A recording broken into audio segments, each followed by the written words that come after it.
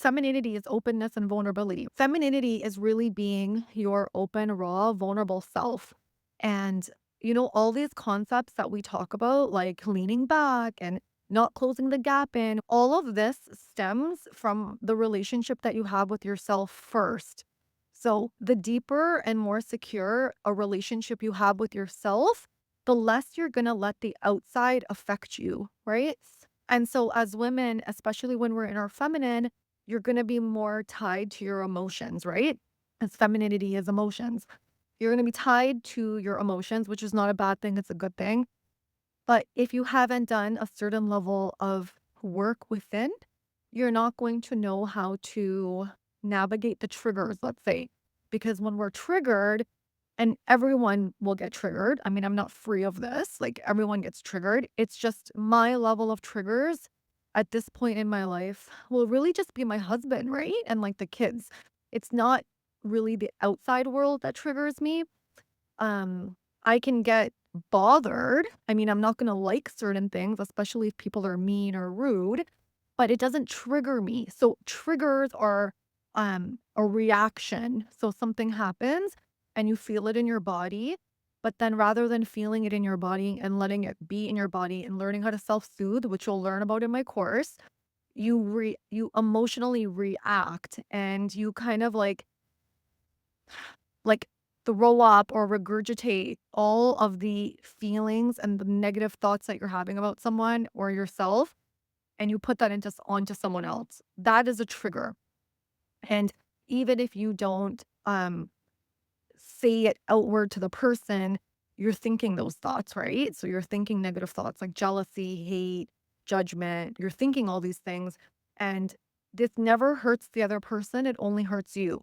So to be in your feminine, like to truly be in your feminine, you've learned how to navigate your triggers and you've learned how to be poised so that you end up feeling light as a woman. So even if you're going through a hard time in your life, people won't necessarily know what you're going through because um you're going to know how to navigate your feelings, so you're going to feel your feelings, but you're not going to be shattered, right? And so that's what it means to be feminine. So to be feminine, and I always talk to you guys about like integrating your masculine, right? And so integrating your masculine means integrating the part of you that is your strength. That's like your compass. Like that's the part of you where, when they say like sweet as a Georgia peach, but like strong on the inside, that's your masculine energy. And you want to become very, very strong and confident on the inside, not arrogant, but just strong. That means that nothing outside can impact you, right? And the stronger you get on the inside, so the stronger your masculine core can be, the easier it will be for you to show up as you are in your feminine. Because a person that is really showing up in their feminine is going to be very gravitating and magnetizing, and they're going to be very, very authentic. They're not going to be in their head, they're going to be in the moment. Feminine energy for a man feels like home, it feels like peace, it feels playful, it feels like empowered and that's how feminine energy feels, right? It's not a woman that is like always dressed up and always like has her eyebrows done and all this like BS that you hear about feminine energy. That doesn't mean that a woman that is in her feminine or actually more relaxed doesn't like doing that stuff. They do, but it's a balance. So when I mean a balance, you don't need that to show up as you are, right? It's not about you don't have to be the most beautiful woman. You don't have to be perfect. It's not about that. It's about your inner feeling. And the more that you feel good within, the more that is what's going to speak on the outside. So this is why I teach you guys that when you're single, being single is the best time in your life. Like I don't think you should be single for, I mean, again, I don't want to give such generic advice because everyone's relationship in life is different. You shouldn't be single for more than a year and a half. Because as women, like we don't want to get into that like state where we just don't want a man. If you're like more in your feminine, you want a man, you want to need a man, right? And if we become too independent, where we get to the point where we're like, I don't need a man. then what's gonna happen is it gets very, very difficult to allow someone to come in.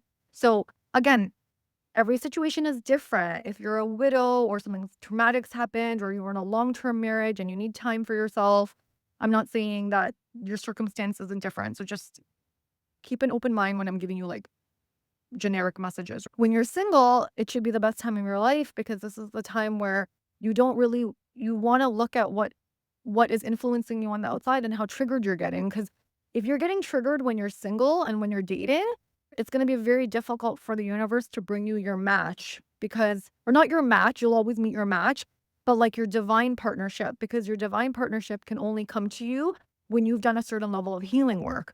Once you've done a certain level of healing work, the universe is gonna say, "Okay, here's your divine masculine now, okay."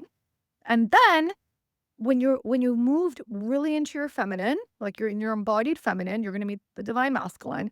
Then you're gonna go into union and partnership, and it's gonna be a shit show. It's not going to be easy. So it's gonna be easy in that you're gonna know that this is the person for you. And that will be right. It'll feel right. It'll be like it's your person and all that. But eventually, like there'll be more things that you have to heal and more triggers and it has to be this way. It cannot be any other way because we're always healing. We're always growing. We're always moving into new levels of embodiment. You cannot control the environment. You have to shift on the inside for the outside to shift.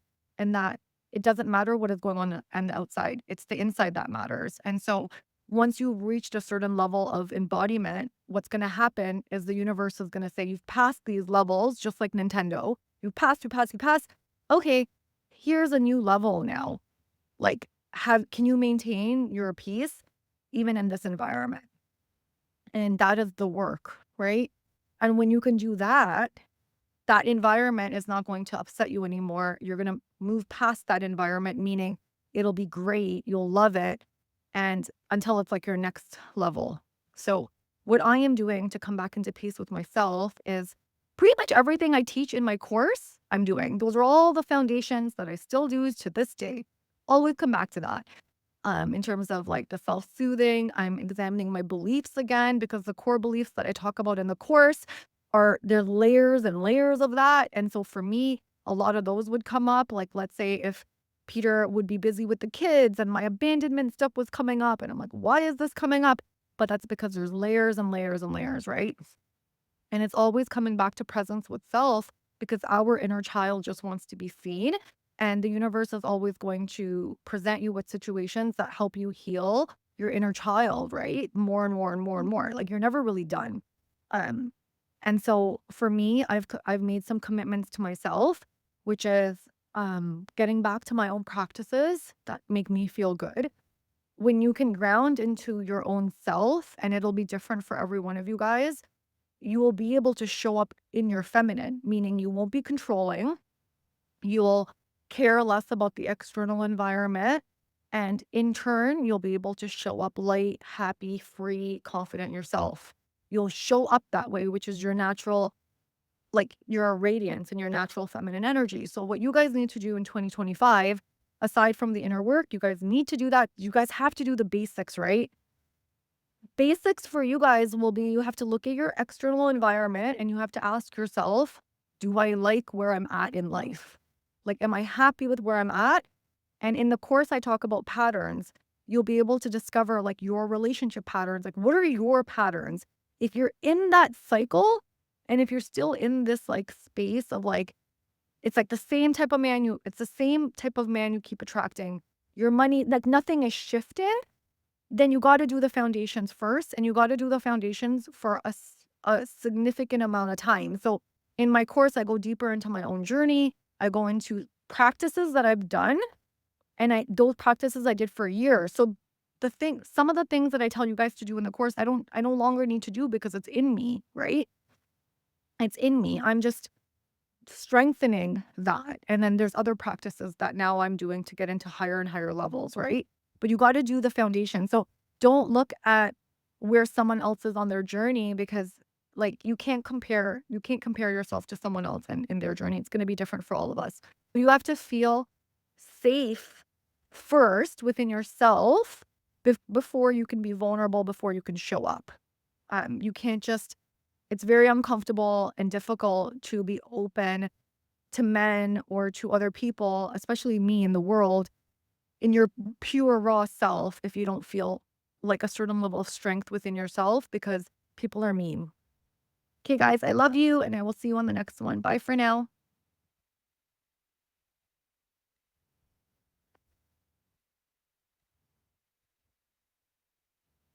Okay.